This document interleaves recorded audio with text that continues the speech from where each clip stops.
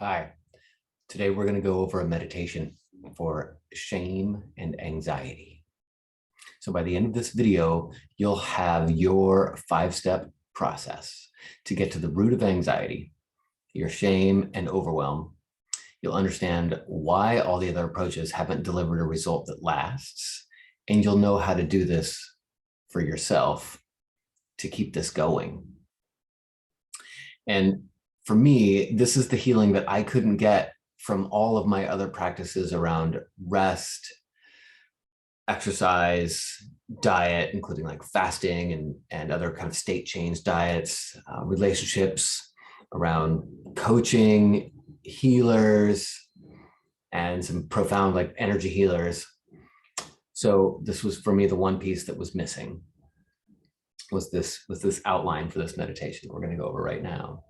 So why don't you sit down comfortably, because I'm going to tell you a story about the body and the mind. So as you sit down, the first thing we're going to do, and in a minute, I'll tell you exactly what the 5 steps are. I'll tell you when we start there, and so you can listen to this again and take notes if you find that after sitting and listening and playing with this stuff, it resonates with you, it works for you. So when you sit down now, the first thing you're going to do, ask yourself to do, is just let everything that's happening right now be exactly as it is. And as you give yourself that instruction,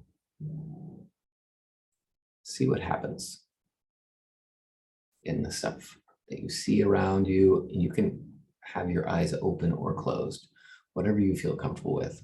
You can play with both. So you're going to let everything be exactly as it is.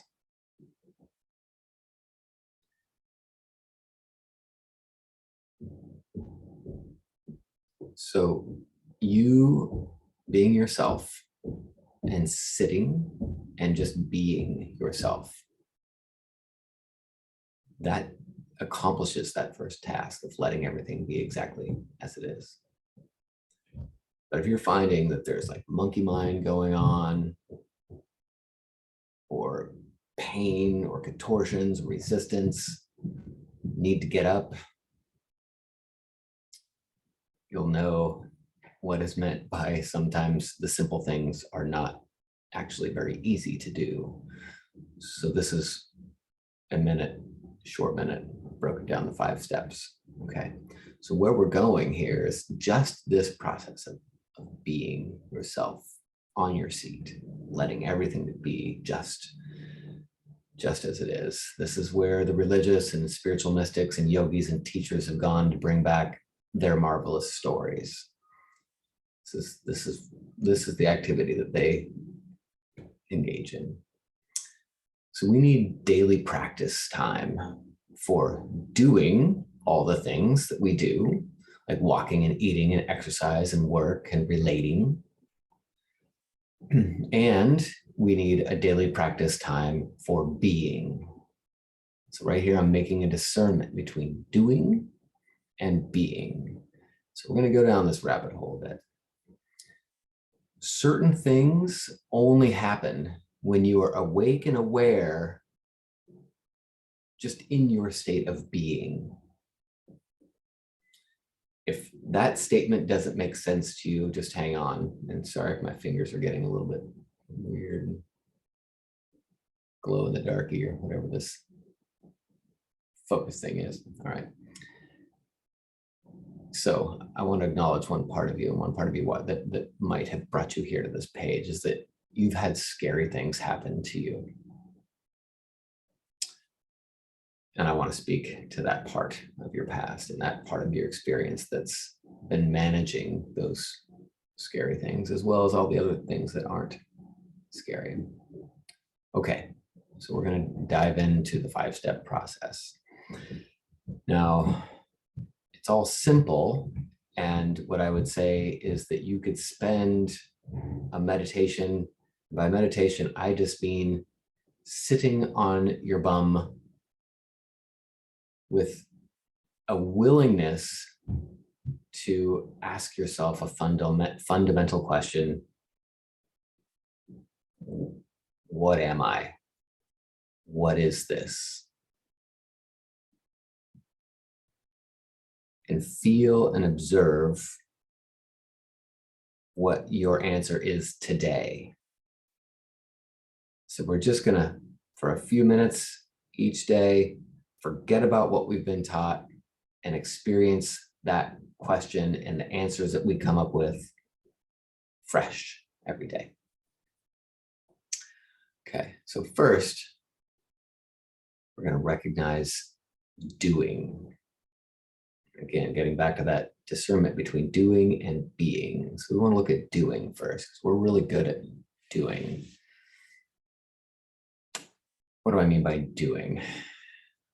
Well, I'm just going to make it simple, and we'll say it has something to do with where we aim our focus. Right now, you can aim your focus at your phone or your computer where I'm talking. You can aim your focus outside of you. You can aim your focus into your breath. You can aim your focus on your thoughts or your feelings. Lots of places that you can aim your focus. That's the first part of doing, is aiming our focus, and then we can do more if we want to take an action in that direction. So this moving of our focus and attention is really a steering wheel for our experience. And it's really required for us to go from point A to point B in life, just down the sidewalk, aiming my focus from here, I aim my focus to there, and then I let my body and mind come up with a strategy, okay, right foot, right foot, and we all of a sudden have gone from point A to point B. So let's bring it now to the moment that we're in. Recognize doing that's happening right now. Notice that if I scan my body and I feel some tension, and then I do something with that, move my shoulders, my head, that's a doing. Put my focus on my breath, that's a doing, because I'm steering my focus to the breath. And maybe up to I may wake up and find that my thoughts are happening, and that I've been seduced into some sort of thought movie. If I don't like it, I want to bring my focus back to my body. That's a doing. We're just going to recognize that we're doing some things. Even as you're sitting here, you're likely doing some things by moving your focus around. And when we move our focus around, especially when I've catch myself thinking and seduced into a movie, and then I move my focus to my body, I'm attempting to manage my experience. So I'm steering my experience away from the thinking and towards the breathing. We're going to take note of that. That's a happening. And that particular doing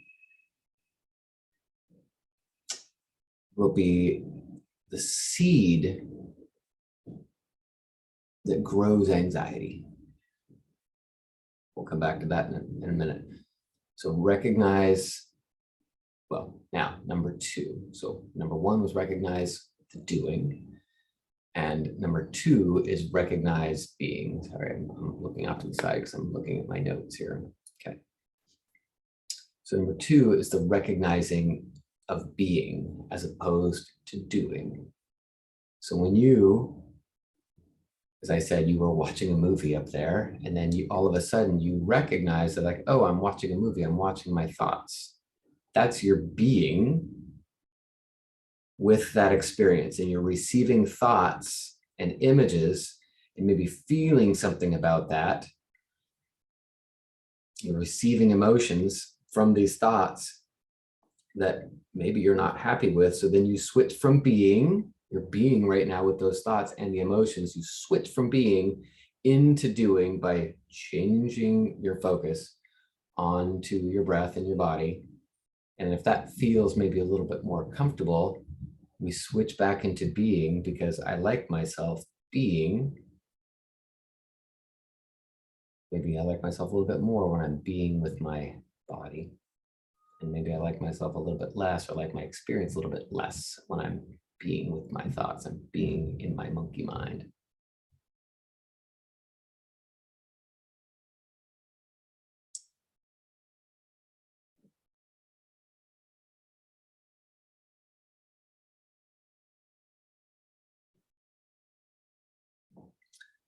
I want to point out that that action, the being with the thoughts and the feelings, the assessment that I don't like that, I want to be with something else, some other part of my experience, and then changing, steering my experience with my focus, the doing of the steering of my focus, and then allow myself to be a little bit more with my feelings, or excuse me, my body.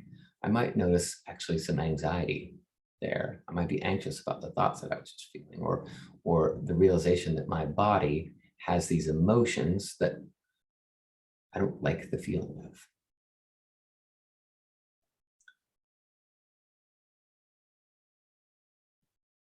That action of moving away from being with one part of us to being with another part of us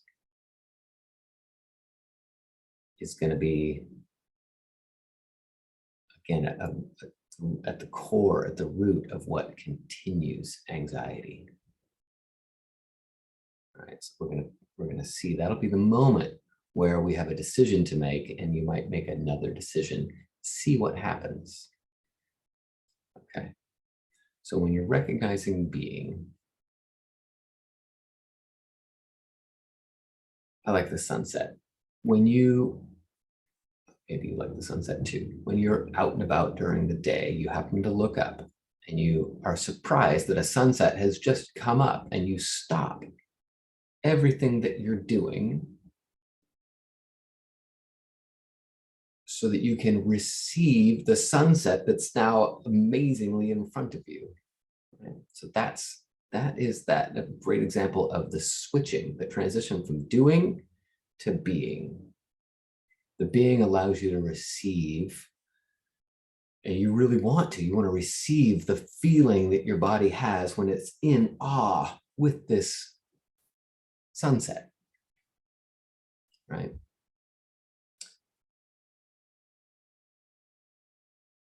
And you might recognize it even in your relationships. Like for myself, when I was when my kids were young, I always felt like there was something that I really wanted to be able to have with my kids that I couldn't. And it was that I couldn't show up. I couldn't be a conscious dad or a conscious man with my kids. I couldn't show up fully and present in the experience, and that there was pain in my body around that experience. What I mean by those words was I wasn't able to let go of the doing, the mind, the thoughts, the agenda, the stuff I needed to do for work, the finances, the food, the house, the mortgage, the conflicts at work, the conflicts with my wife. Those were all running with so much momentum that I lost the ability to, at any point, witness what would be a sunset and completely drop all the doing and merge with the being.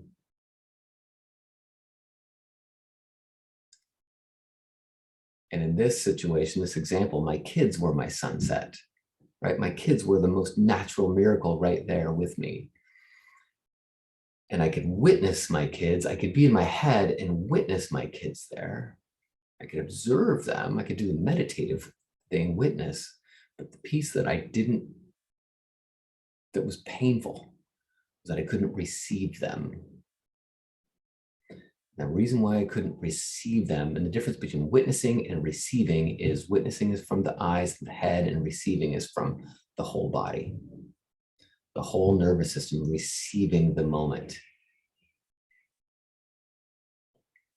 And that's because with all the other things I was doing at that point in my life, I didn't at that point in my life have a successful practice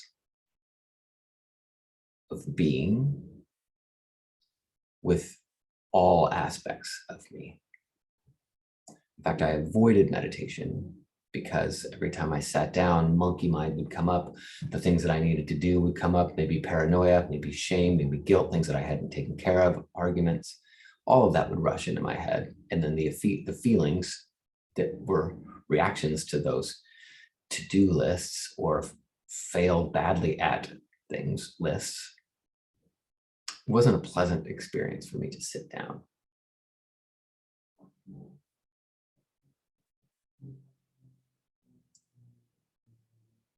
But what I didn't realize was that was my body needing time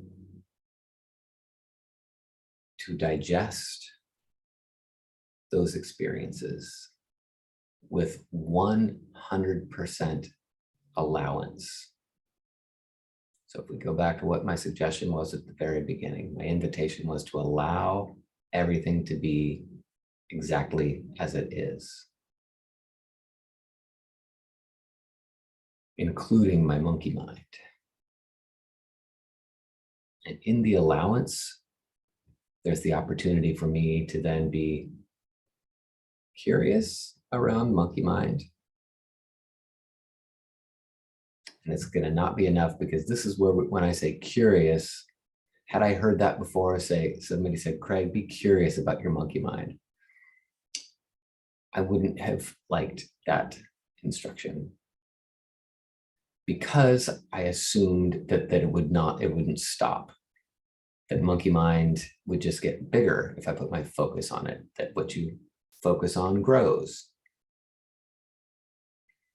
But in this case, it's different, because I receive, not just focus on my monkey mind, but I receive the being, everything that's happening in the moment, including the monkey mind, including my emotions, and including my sensations of everything that's happening around me. That light of presence and full acceptance of what monkey mind is doing, just sitting there in that. The same intelligence that heals you when you are staying at home with the common cold, when all you do is just lie there and wait for it to fix itself. That same intelligence is at work with the monkey mind, but it's backlogged. It's got stuff that hasn't worked out in your life yet. But that's what's happening when you are having the monkey mind and painful emotions. That they're working themselves out. That's your body and mind trying to reintegrate themselves so they can work together. And that when you stop and sit with yourself, that purging process starts, because the body and mind say, finally, you've stopped just to sit with us, to maybe give us the chance to be a valuable part of your life. Sounds kind of strange, just to look at your body as being a valuable part, like even more valuable than maybe you've given it a chance to be. And I'm going to challenge you on this. If you don't have a daily practice or daily habit, pleasant habit of sitting with yourself for an hour or 2 hours, I would challenge you that you don't really have a relationship with a you that you're really in love with. Like, doesn't it make sense that if you're really amazed at this organism that you've been given to take care of for 80 years, 90 years, if you were just amazed and fascinated by it, that you would just sit with it? I mean, just first principles, like, doesn't that make sense that if I have a body and I really like it, I'm going to spend some time with it? And not all the time with it, I'm not just going to be doing, right? This might reflect, remember your intimate relationship also. If you really love each other, you're good just being in the space together. Being in the experience moment to moment with this being. And I realized that that's what I had been doing. So I was putting my relationships first, my relationships to my activities and my person-to-person relationships. But then the math didn't work because I realized that I wasn't actually sitting down and just observing the process of me.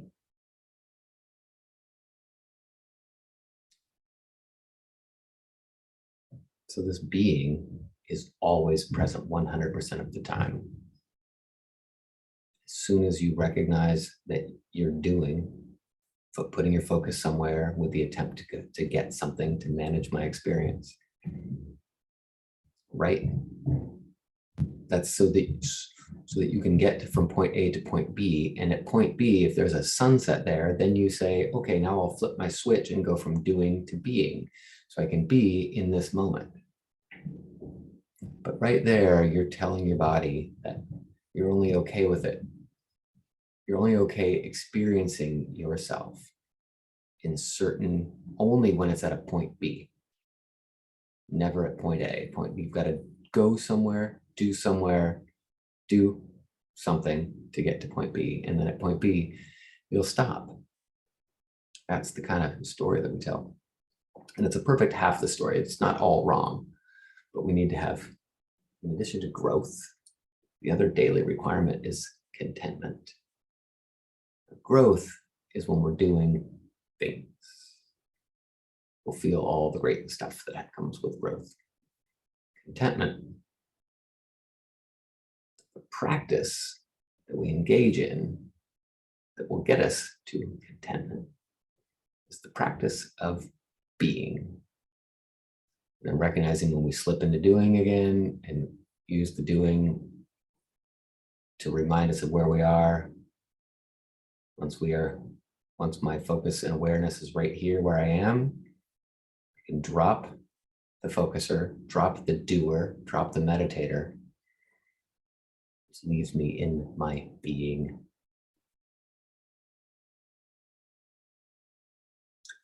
And that's step 3, is the dropping as much of the meditator as possible.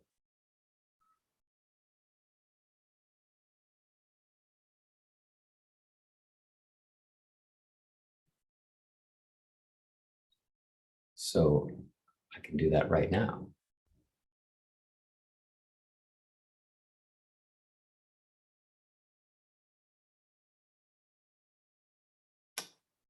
As I do that, I realize that I can see the outside of my glasses, my shoulders drop. I feel the gravity in my stool. A little fun tingling in my legs. The experience changes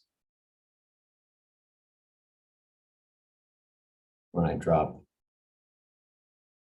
that part of me that's managing, that's doing. It's acknowledging that it's done its job. It's gotten me to here in the moment. And then I just be. In this being, sometimes it's peaceful and sometimes it's shitty. Sometimes just the anxiety and depression and thoughts are overwhelming. And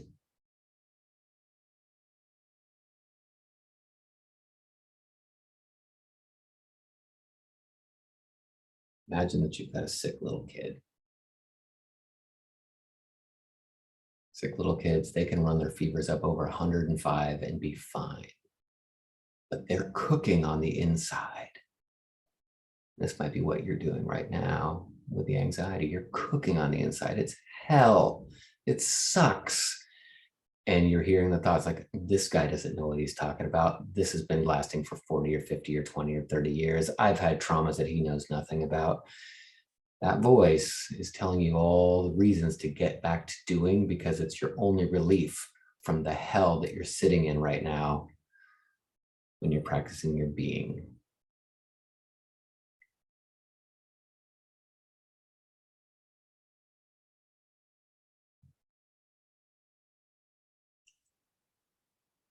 It might be the case. It might be the case. I had in my life so much trauma and shame that it was too much for me to try to hold for myself. The shame, had I listened to it, and the shame would have been too close. The mathematics, like the appropriate action for me to take, if I listened to those shame voices, if I stopped to be with myself, the appropriate action would have been to remove this body from the earth because it's just a toxic virus.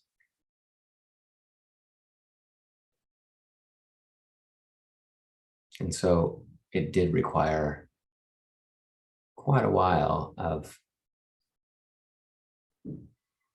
putting myself in this avatar body in the presence of what's considered an empathic witness.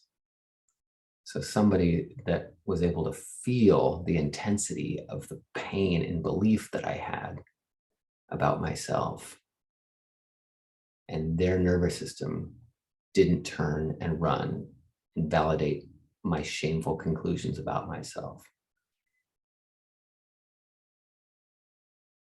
Not only were they able to be in the room with me, but they actually did some very specific body work with me. They were able to touch my nervous system in specific areas to show my brain and my nervous system that even though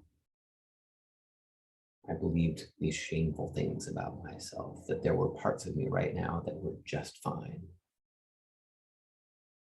that were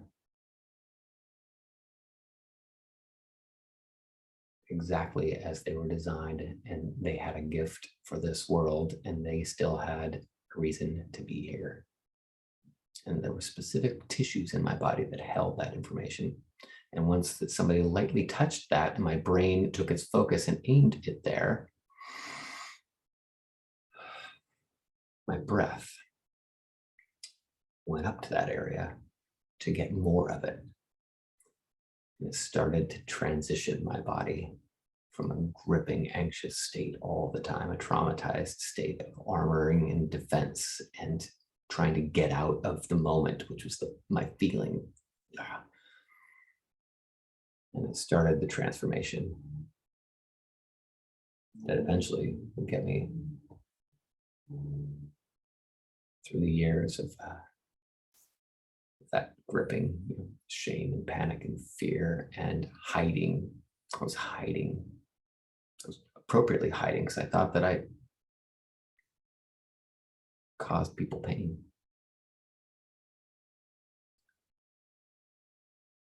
So I'm going to go back, and we're at number 4.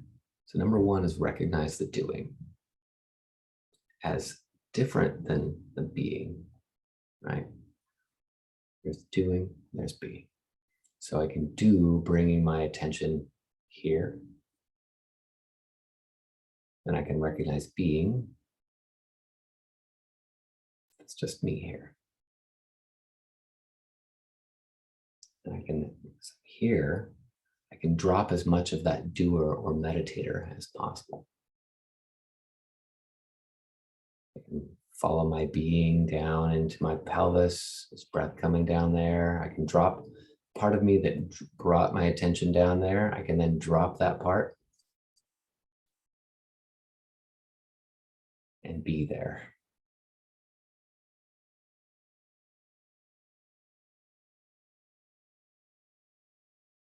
So when we're dropping, the analyzing of things drops away. Unless you're having monkey mind, that analyzer may be just running and running and running. And you can track yourself while that's happening. But there's also other things happening in the body as well, not just the monkey mind. So number 4 is witness, and then receive the moment. Example I gave a second ago about using my doer to bring my focus into my pelvis. You can do this with me right now. Once I get to the pelvis, allow yourself to be there. That's part 2. Part 3 is drop the hands off the wheels. Just be there. Now, as you're being there, you might still be just witnessing what's happening and looking around. So step 4 is you witness and then you receive everything that's happening. So receiving is more active, it's more vital. It's like looking. There's a swimming pool and you can be above the water and witness what's happening in the pool, or receiving it. It's almost putting goggles on and putting your face just into the water and everything becomes clear. There's a leaning in, there's an inviting of you, of you being perfect. That's the difference between witnessing, because there's a little holding back, it's a little passive, and receiving is a saying a yes to you in whatever part of this experience is.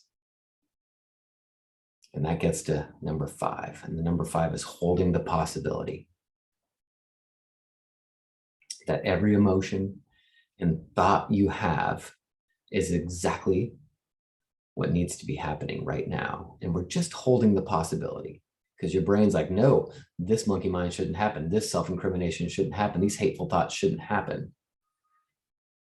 But if they're part of a process of self-healing that hasn't been allowed to be complete or to self-complete, and we're kicking the process back in by witnessing and then receiving yourself.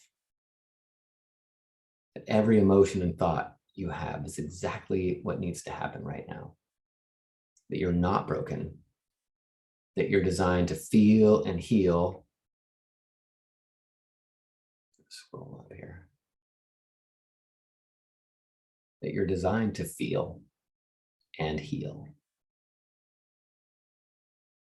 In the feeling is acknowledging and accepting and allowing the healing process to continue. And you're just receiving it, and then you're witnessing and then receiving the body healing itself. You become part of the process.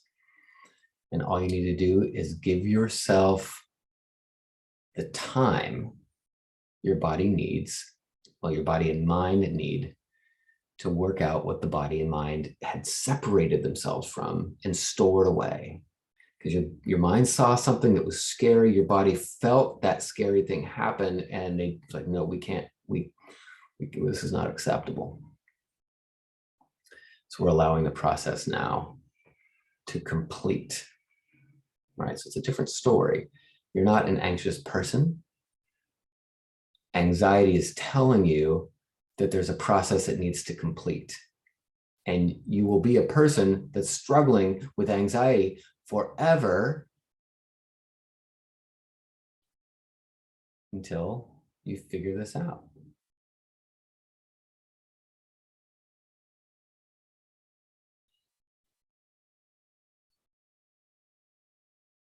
So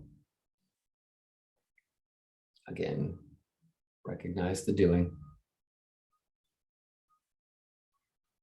and allow the doing. The doing's great. It's what we need. It's how we've gotten where we've gotten to in life. We're really good at doing. And now, instead of stopping the doing, stopping the monkey mind, or using some kind of technique of breathing, of exercise, of holding our breath, of hyperventilating, of psychedelics, of men's work, all of these are all things I've said are very useful tools for doing and creating a state change so we can observe what's happening and can create transformation. But none of those things are a replacement for the ritual practice of being. And that's the step 2. And to allow you to be even more fully is step 3, which is drop now the doer. Ask yourself, all right, I don't even know what this means, but what if I just drop the doer and sink into the hot tub of being and then feel it?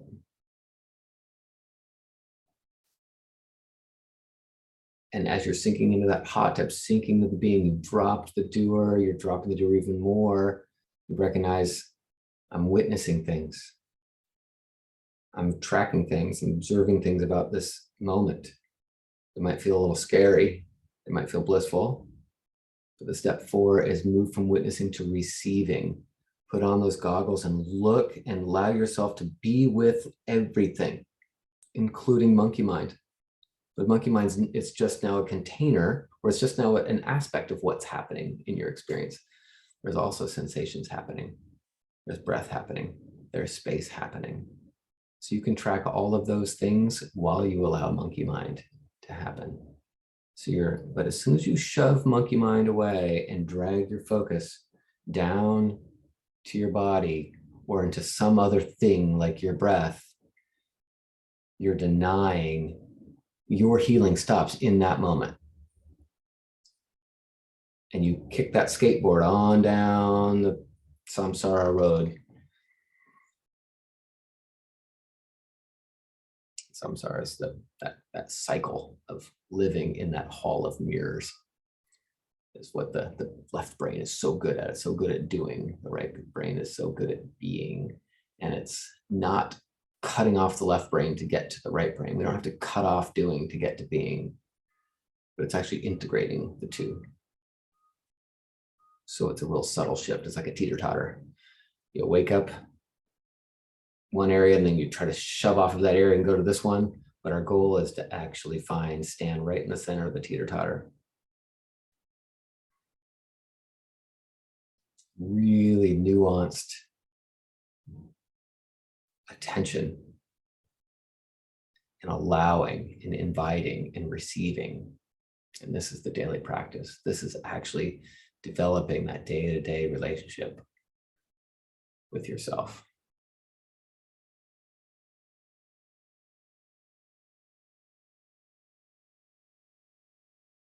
So that's what I have for you.